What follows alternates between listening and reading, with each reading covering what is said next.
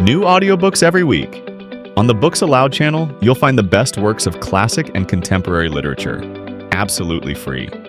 Subscribe so you don't miss any new releases, and be sure to click the bell icon to get notifications as soon as new audiobooks are published. Tales of Terror and Mystery by Arthur Conan Doyle. The Brazilian Cat. It is hard luck on a young fellow to have expensive tastes, great expectations, aristocratic connections, but no actual money in his pocket, and no profession by which he may earn any. The fact was that my father, a good, sanguine, easy-going man, had such confidence in the wealth and benevolence of his bachelor elder brother, Lord Southerton, that he took it for granted that I, his only son, would never be called upon to earn a living for myself. He imagined that if there were not a vacancy for me on the great Southerton estates, at least there would be found some post in the diplomatic service which still remains the special preserve of our privileged classes. He died too early to realize how false his calculations had been. Neither my uncle nor the state took the slightest notice of me, or showed any interest in my career. An occasional brace of pheasants or basket of hares was all that ever reached me to remind me that I was heir to Otwell House and one of the richest estates in the country. In the meantime, I found myself a bachelor, a man about town, living in a suite of apartments in Grosvenor Mansions, with no occupation save that of pigeon-shooting and polo-playing at Hurlingham. Month by month I realized that it was more and more difficult to get the brokers to renew my bills, or to cash any further post-obits upon an unentailed property. Ruin lay right across my path, and every day I saw it clearer, nearer, and more absolutely unavoidable. What made me feel my own poverty the more was that, apart from the great wealth of Lord Southerton, all my other relations were fairly well-to-do. The nearest of these was Everard King, my father's nephew, my own first cousin, who'd spent an adventurous life in Brazil and had now returned to this country to settle down on his fortune. We never knew how he made his money, but he appeared to have plenty of it, for he bought the estate of Greylands near Clipton-on-the-Marsh in Suffolk. For the first year of his residence in England he took no more notice of me than my miserly uncle, but at last, one summer morning, to my very great relief and joy, I received a letter asking me to come down that very day and spend a short visit at Greylands Court. I was expecting a rather long visit to Bankruptcy Court at the time, and this interruption seemed almost providential. If I could only get on terms with this unknown relative of mine, I might pull through yet. For the family credit, he could not let me go entirely to the wall. I ordered my valet to pack my valise, and I set off the same evening for Clipton-on-the-Marsh. After changing in Ipswich, a little local train deposited me at a small deserted station, lying amidst a rolling grassy country, with a sluggish and winding river curving in and out amidst the valleys, between high, silted banks which showed that we were within reach of the tide. No carriage was awaiting me. I found afterwards that my telegram had been delayed, so I hired a dog-cart at the local inn. The driver, an excellent fellow, was full of my relative's praises, and I learned from him that Mr. Everard King was already a name to conjure with in that part of the county. He had entertained the school children, he'd thrown his grounds open to visitors, he'd subscribed to charities. In short, his benevolence had been so universal that my driver could only account for it on the supposition that he had parliamentary ambitions. My attention was drawn away from my driver's panegyric by the appearance of a very beautiful bird, which settled on a telegraph post beside the road. At first I thought it was a jay, but it was larger, with a brighter plumage.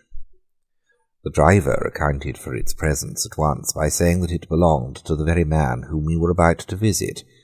It seems that the acclimatization of foreign creatures was one of his hobbies, and that he brought with him from Brazil a number of birds and beasts which he was endeavouring to rear in England. When once we had passed the gates of Greylands Park, we had ample evidence of this taste of his. Some small spotted deer, a curious wild pig known, I believe, as a peccary, a gorgeously feathered oriole, some sort of armadillo, and a singular lumbering in-toed beast like a very fat badger were among the creatures which I observed as we drove along the winding avenue. Mr. Everard King, my unknown cousin, was standing in person upon the steps of his house, for he had seen us in the distance and had guessed that it was I. His appearance was very homely and benevolent, short and stout, 45 years old, perhaps, with a round, good-humoured face, burned brown with the tropical sun and shot with 1,000 wrinkles.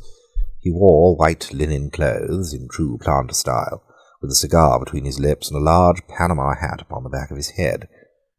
It was such a figure as one associates with a verandaed bungalow, and it looked curiously out of place in front of this broad stone English mansion, with its solid wings and its Palladio pillars before the doorway.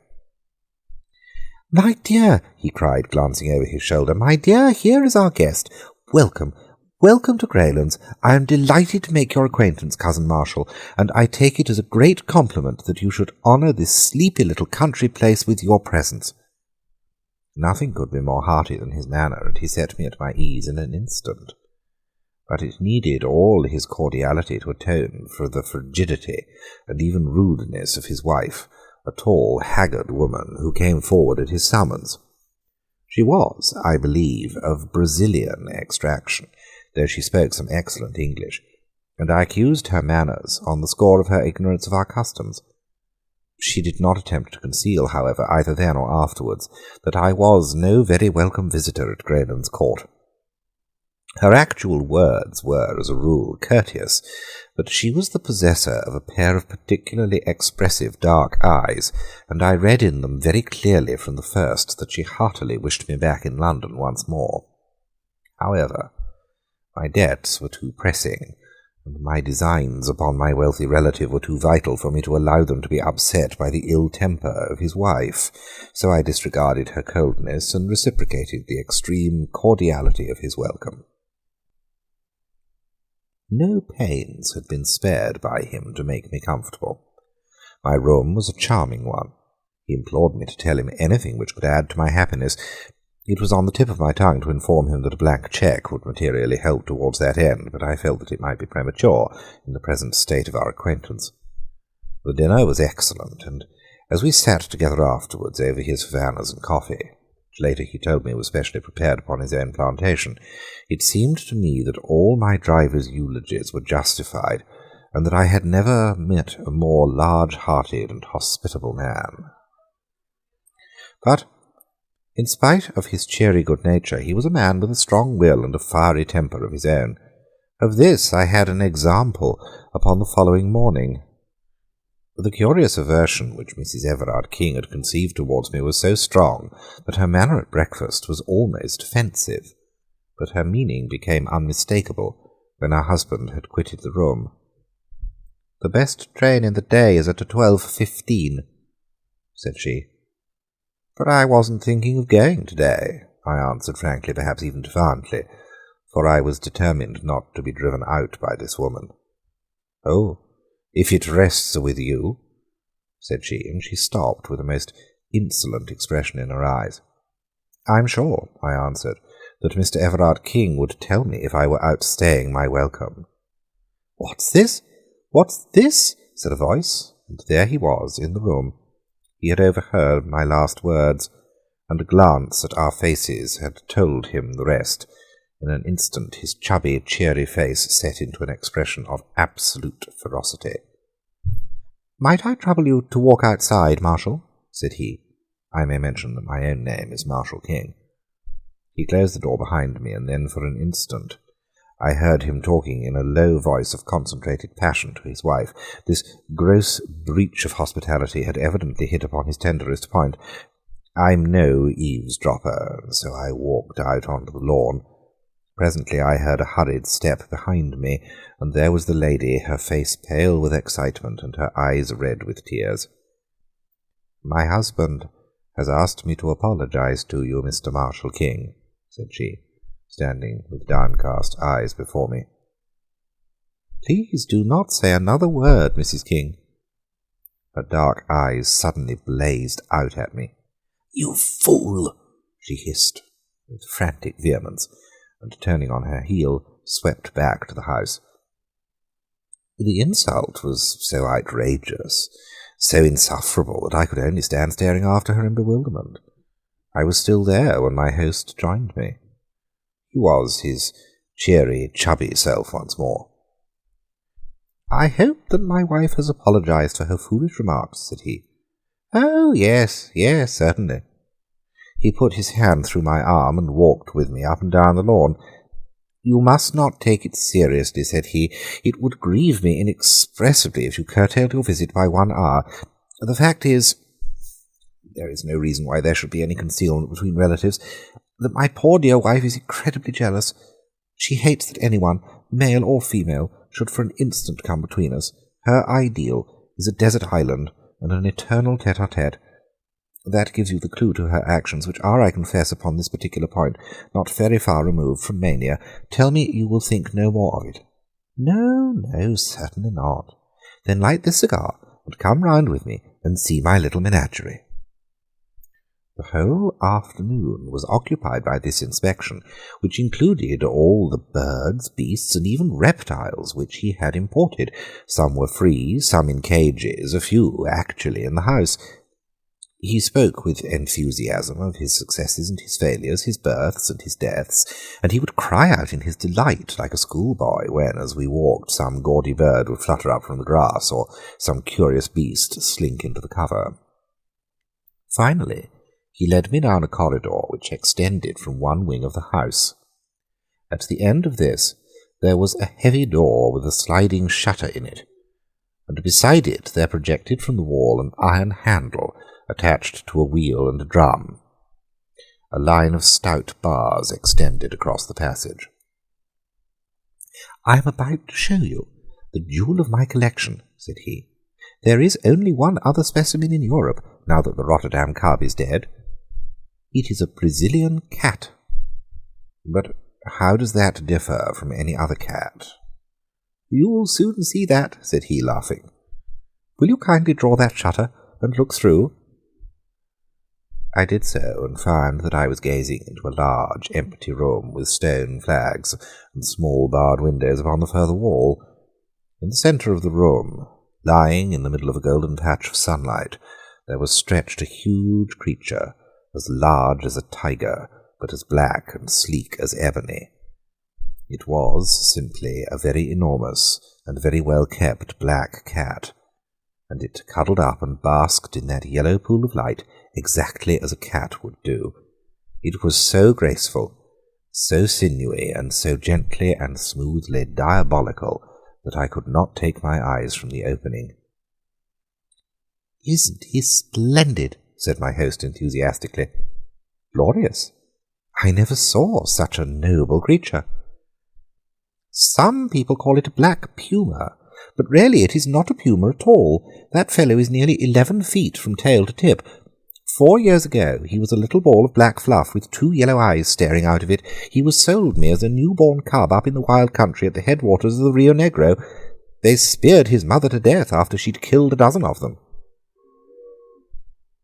"They are ferocious, then?" "The most absolutely treacherous and bloodthirsty creatures upon earth.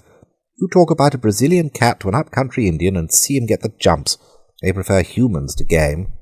This fellow has never tasted living blood yet, but when he does he'll be a terror. At present he won't stand anyone but me in his den. Even Baldwin the groom dare not go near him. As to me, I am his mother and father in one." As he spoke, he suddenly, to my astonishment, opened the door and slipped in, closing it instantly behind him. At the sound of his voice the huge, lithe creature rose, yawned, and rubbed its round black head affectionately against his side, while he patted and fondled it.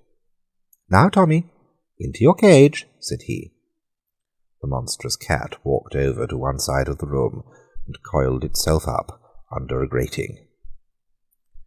Everard King came out, and taking the iron handle which I have mentioned, he began to turn it. As he did so, the line of bars in the corridor began to pass through a slot in the wall, and closed up the front of this grating so as to make an effective cage. When it was in position, He opened the door once more and invited me into the room, which was heavy with the pungent, musty smell peculiar to the great carnivora. "That's how we work it," said he. "We give him the run of the room for exercise, and then at night we put him in his cage. You can let him out by turning the handle from the passage, or you can, as you have seen, coop him up in the same way. No, you should not do that." I had put my hand between the bars to pat the glossy, heaving flank. He pulled it back with a serious face. "I assure you that he is not safe. Don't imagine that because I can take liberties with him anyone else can. He is very exclusive in his friends, aren't you, Tommy? Ah, he hears his lunch coming to him, don't you, boy?" A step sounded in the stone-flagged passage, and the creature had sprung to his feet and was pacing up and down in the narrow cage, his yellow eyes gleaming, his scarlet tongue rippling and quivering over the white line of his jagged teeth. A groom entered with a coarse joint upon a tray and thrust it through the bars to him. He pounced lightly upon it and carried it off to the corner, and there, holding it between his paws, tore and wrenched at it, raising his bloody muzzle every now and then to look at us. It was a malignant and yet fascinating sight. "You can't wonder that I'm fond of him, can you?" said my host as we left the room, "especially when you consider that I have had the rearing of him. It was no joke bringing him over from the centre of South America, but here he is safe and sound, and, as I have said, far the most perfect specimen in Europe. The people at the zoo are dying to have him, but I really can't part with him. Now, I think that I have inflicted my hobby upon you long enough, so we cannot do better than follow Tommy's example and go to our lunch." My South American relative was so engrossed by his grounds and their curious occupants that I hardly gave him credit at first for having any interests outside them. That he had some, and pressing ones, was soon borne in upon me by the number of telegrams which he received. They arrived at all hours, and were always opened by him with the utmost eagerness and anxiety upon his face. Sometimes I imagined that it must be the turf, and sometimes the stock exchange, but certainly he had some very urgent business going forwards which was not transacted upon the Downs of Suffolk.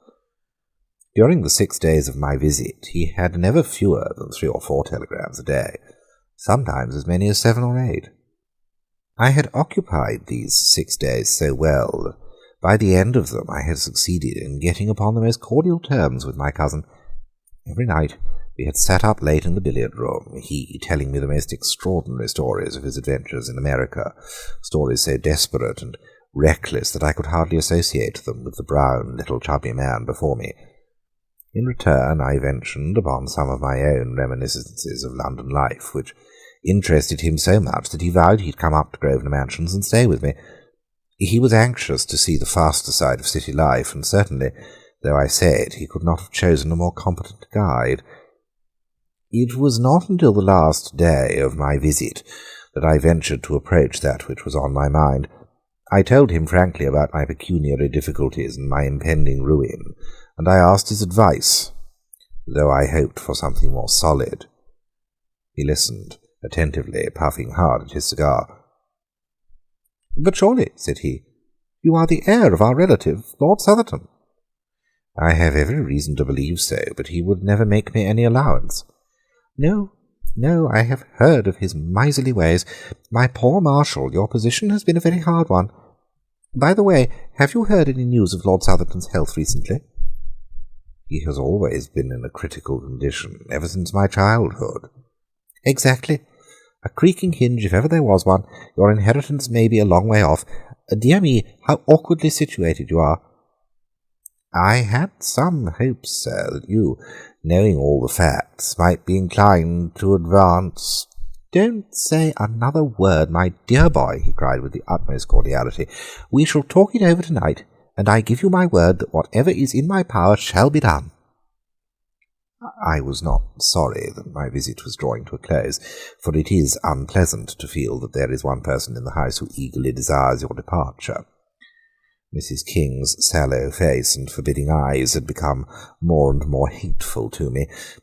She was no longer actively rude. Fear of her husband prevented her, but she pushed her insane jealousy to the extent of ignoring me, never addressing me, and in every way making my stay at Greylands as uncomfortable as she could. So offensive was her manner during that last day that I should certainly have left had it not been for that interview with my host in the evening, which would, I hope, retrieve my broken fortunes. It was very late when it occurred, for my relative, who had been receiving even more telegrams than usual during the day, went off to his study after dinner and only emerged when the household had retired to bed. I heard him go round, locking the doors, as custom was of a night, and finally he joined me in the billiard-room. His stout figure was wrapped in a dressing gown, and he wore a pair of red Turkish slippers without any heels. Settling down into an armchair, he brewed himself a glass of grog, in which I could not help noticing that the whisky considerably predominated over the water.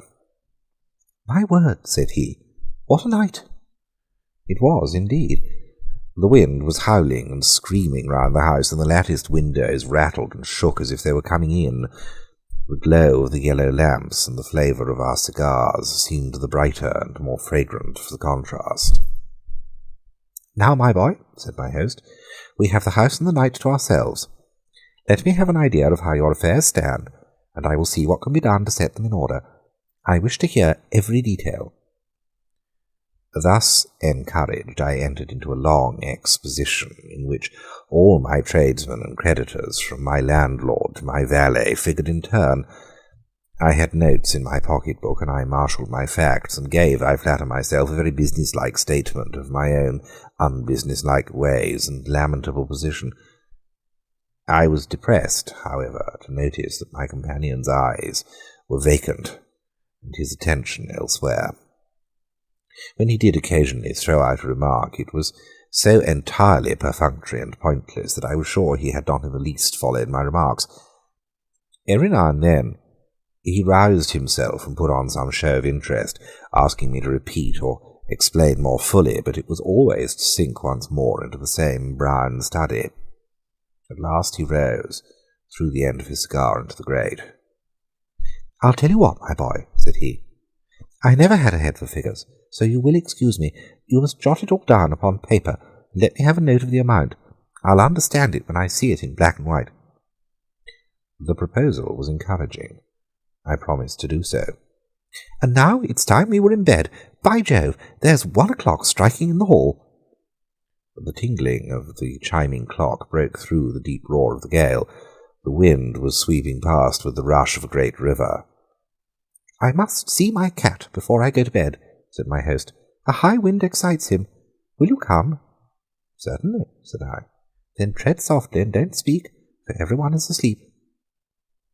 We passed quietly down the lamp-lit Persian-rugged hall and through the door at the farther end. All was dark in the stone corridor, but a stable lantern hung on a hook, and my host took it down and lit it. There was no grating visible in the passage, so I knew that the beast was in its cage. "Come in," said my relative, and opened the door. A deep growling as we entered showed that the storm had really excited the creature. In the flickering light of the lantern we saw it, a huge black mass coiled in the corner of its den, and throwing a squat, uncouth shadow upon the whitewashed wall. Its tail twitched angrily among the straw. "Poor Tommy is not in the best of tempers," said Everard King, holding up the lantern and looking in at him. "What a black devil he looks, doesn't he? I must give him a little supper to put him in a better humour. Would you mind holding the lantern for a moment?" I took it from his hand, and he stepped to the door. "His larder is just outside here," said he. "You will excuse me for an instant, won't you?" He passed out, and the door shut with a sharp metallic click behind him. That hard, crisp sound made my heart stand still. A sudden wave of terror passed over me. A vague perception of some monstrous treachery turned me cold. I sprang to the door, but there was no handle upon the inner side. "Here!" I cried. "Let me out!" "All right, don't make a row," said my host from the passage. "You've got the light all right?" "Yes, but I don't care about being locked in alone like this." "Don't you?" I heard his hearty chuckling laugh. "You won't be alone long." "Let me out, sir," I repeated angrily. "I tell you, I don't allow practical jokes of this sort." "Practical is the word," said he, with another hateful chuckle. And then suddenly I heard, amidst the roar of the storm, the creak and whine of the winch handle turning and the rattle of the grating as it passed through the slot. Great God! He was letting loose the Brazilian cat. In the light of the lantern, I saw the bars sliding slowly before me. Already there was an opening a foot wide at the further end. With a scream, I seized the last bar with my hands and pulled with the strength of a madman. I was a madman with rage and horror. For a minute or more I held the thing motionless. I knew that he was straining with all his force upon the handle, and that the leverage was sure to overcome me. I gave inch by inch, my feet sliding along the stones, and all the time I begged and prayed this inhuman monster to save me from this horrible death. I conjured him by his kinship. I reminded him that I was his guest. I begged to know what harm I had ever done him. His only answers were the tugs and jerks upon the handle, each of which, in spite of all my struggles, pulled another bar through the opening. Clinging and clutching, I was dragged across the whole front of the cage until at last, with aching wrists and lacerated fingers, I gave up the hopeless struggle. The grating clanged back as I released it, and an instant later I heard the shuffle of the Turkish slippers in the passage and the slam of the distant door. Then everything was silent. The creature had never moved during this time. He lay still in the corner, and his tail had ceased switching. This apparition of a man adhering to his bars and dragged screaming across him had apparently filled him with amazement. I saw his great eyes staring steadily at me. I had dropped the lantern when I seized the bars, but it still burned upon the floor, and I made a movement to grasp it, with some idea that its light might protect me. But the instant I moved, the beast gave a deep and menacing growl. I stopped and stood still, quivering with fear in every limb. The cat, if one may call so fearful a creature by so homely a name, was not more than 10 feet from me. The eyes glimmered like 2 discs of phosphorus in the darkness. They appalled and yet fascinated me. I could not take my own eyes from them. Nature plays strange tricks with us at such moments of intensity, and those glimmering lights waxed and waned with a steady rise and fall. Sometimes they seemed to be tiny points of extreme brilliancy, little electric sparks in the black obscurity. Then they would widen and widen until all that corner of the room was filled with their shifting and sinister light, and then suddenly they went out altogether. The beast had closed its eyes. I do not know whether there may be any truth in the old idea of the dominance of the human gaze, or whether the huge cat was simply drowsy, but the fact remains that, far from showing any symptom of attacking me, it simply rested its sleek black head upon its huge forepaws, and seemed to sleep. I stood, fearing to move, lest I should rouse it into malignant life once more. But at least I was able to think clearly, now that the baleful eyes were off me. Here I was, shut up for the night with the ferocious beast. My own instincts, to say nothing of the words of the plausible villain who laid this trap for me, warned me that the animal was as savage as its master. How could I stave it off until morning? The door was hopeless, and so were the narrow-barred windows. There was no shelter anywhere in the bare stone-flagged room. To cry for assistance was absurd. I knew that this den was an outhouse, and that the corridor which connected it with the house was at least 100 feet long. Besides, with the gale thundering outside, my cries were not likely to be heard. I had only my own courage and my own wits to trust to. And then, with a fresh wave of horror, my eyes fell upon the lantern. The candle burned low and was already beginning to gutter. In 10 minutes it would be out. I had only 10 minutes, then, in which to do something, for I felt that if I were once left in the dark with that fearful beast, I should be incapable of action. The very thought of it paralyzed me. I cast my despairing eyes round this chamber of death, and they rested upon one spot which seemed to promise, I will not say safety, but less immediate and imminent danger than the open floor. I have said that the cage had a top as well as a front, and this top was left standing when the front was wound through the slot in the wall. It consisted of bars at a few inches interval, with stout wire netting between, and it rested upon a strong stanchion at each end. It stood now as a great barred canopy over the crouching figure in the corner. The space between this iron shelf and the roof may have been from 2 or 3 feet. If I could only get up there, squeezed in between bars and ceiling, I should have only one vulnerable side. I should be safe from below, from behind, and from each side. Only on the open face of it could I be attacked. There, it is true, I had no protection whatever, but at least I should be out of the brute's path when he began to pace about his den. He should have to come out of his way to reach me. It was now or never, for if once the light were out, it would be impossible. With a gulp in my throat, I sprang up, seized the iron edge of the top, and swung myself panting onto it. I writhed in face downwards and found myself looking straight up into the terrible eyes and yawning jaws of the cat. Its fetid breath came up into my face like the steam from some foul pot. It appeared, however, to be rather curious than angry. With a sleek ripple of its long black back it rose, stretched itself, and then, rearing itself on its hind legs with one forepaw against the wall, it raised the other and drew its claws across the wire meshes beneath me. One sharp white hook tore through my trousers, for I may mention that I was still in evening dress, and dug a furrow in my knee. It was not meant as an attack, but rather as an experiment, for upon my giving a sharp cry of pain, he dropped down again, and, springing lightly into the room, he began walking swiftly round it, looking up every now and again in my direction. For my part, I shuffled backwards until I lay with my back against the wall, screwing myself into the smallest space possible. The further I got, the more difficult it was for him to attack me.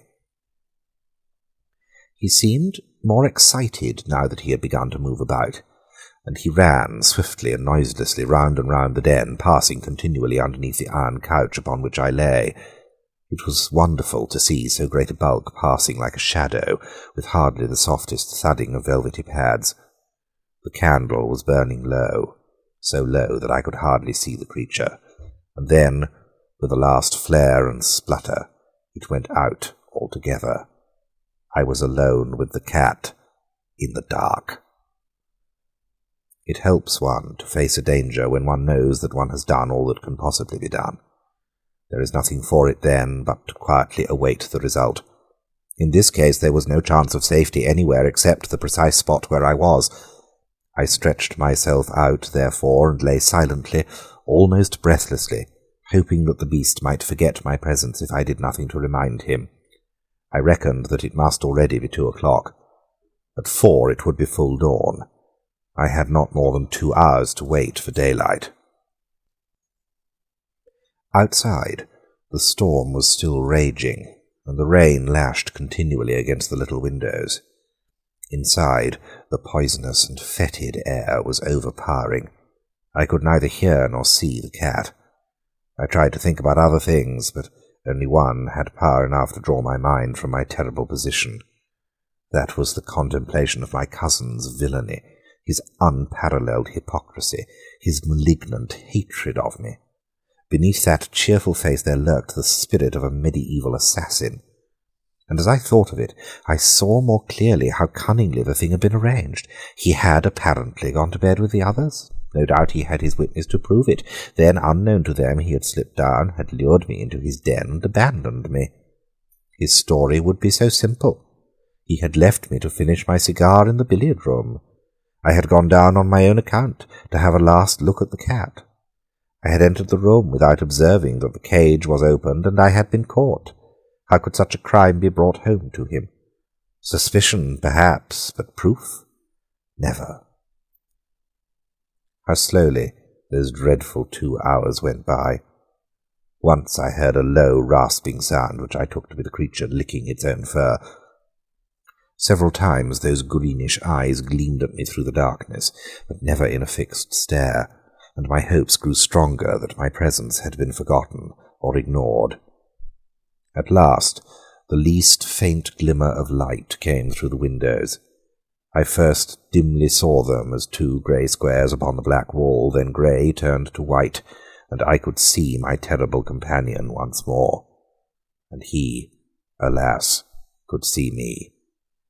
It was evident to me at once that he was in a much more dangerous and aggressive mood than when I had seen him last. The cold of the morning had irritated him, and he was hungry as well. With a continual growl, he paced swiftly up and down the side of the room which was farthest from my refuge, his whiskers bristling angrily and his tail switching and lashing. As he turned at the corners, his savage eyes always looked upward at me with a dreadful menace. I knew then that he meant to kill me. Yet I found myself, even at that moment, admiring the sinuous grace of the devilish thing, its long, undulating, rippling movements, the gloss of its beautiful flanks, the vivid, palpitating scarlet of the glistening tongue which hung from the jet-black muzzle. And all the time that deep, threatening growl was rising and rising in an unbroken crescendo. I knew that the crisis was at hand. It was a miserable hour to meet such a death.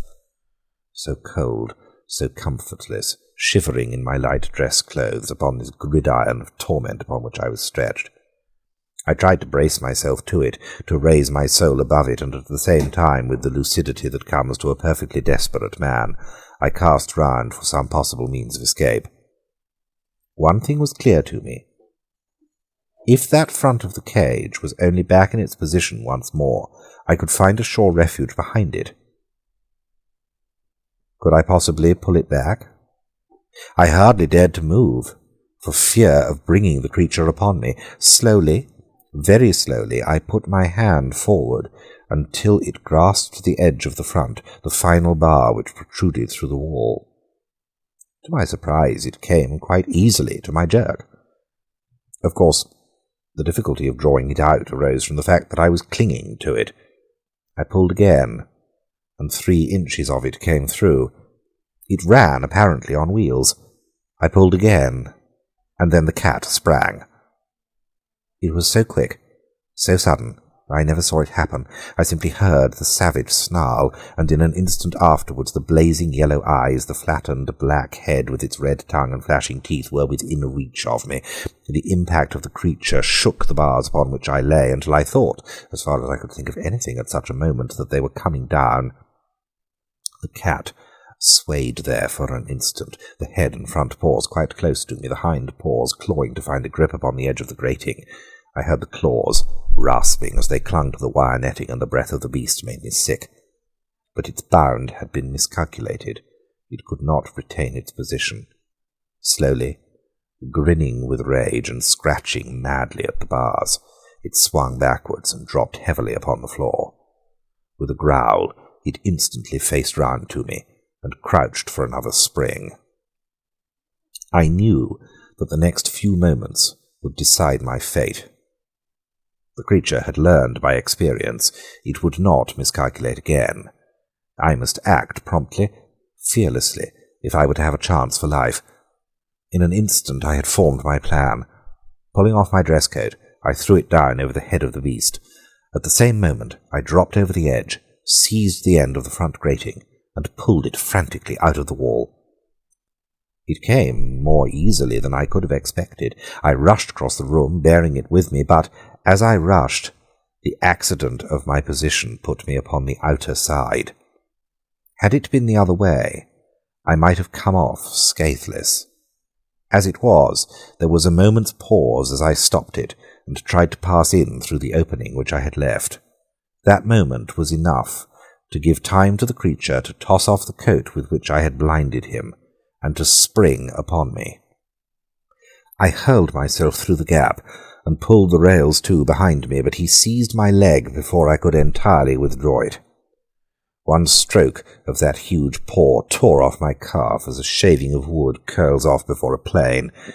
The next morning Bleeding and fainting, I was lying among the foul straw with a line of friendly bars between me and the creature which ramped so frantically against them. Too wounded to move and too faint to be conscious of fear, I could only lie, more dead than alive, and watch it. It pressed its broad black chest against the bars and angled for me with its crooked paws as I have seen a kitten do before a mouse trap. It ripped my clothes, but stretch as it would, it could not quite reach me. I have heard of the curious numbing effect produced by wounds from the great carnivora, and now I was destined to experience it, for I had lost all sense of personality, and was as interested in the cat's failure or success as if it were some game which I was watching. And then, gradually, my mind drifted away into strange, vague dreams, always with that black face and red tongue coming back into them, and so I lost myself in the nirvana of delirium, the blessed relief of those who are too sorely tried. Tracing the course of events afterwards, I conclude I must have been insensible for about 2 hours. What roused me to consciousness once more was the sharp metallic click which had been the precursor of my terrible experience.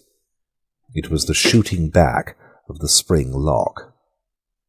Then, before my senses were clear enough to entirely apprehend what they saw, I was aware of the round, benevolent face of my cousin peering in through the open door.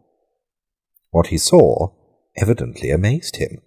There was the cat crouching on the floor. I was stretched upon my back in my shirt-sleeves within the cage, my trousers torn to ribbons, and a great pool of blood all round me. I can see his amazed face now, with the morning sunlight upon it. He peered at me, and peered again. Then he closed the door behind him, and advanced to the cage to see if I were really dead. I cannot undertake to say what happened. I was not in a fit state to witness or to chronicle such events. I can only say that I was suddenly conscious that his face was away from me, that he was looking towards the animal. "Good old Tommy," he cried. "Good old Tommy." Then he came near the bars, with his back still towards me. "Down, you stupid beast!" he roared. "Down, sir! Don't you know your master?" Suddenly, even in my bemuddled brain, a remembrance came of those words of his when he'd said that the taste of blood would turn the cat into a fiend. My blood had done it, but he was to pay the price. "Get away!" he screamed. "Get away, you devil! Baldwin! Baldwin! Oh, my God!"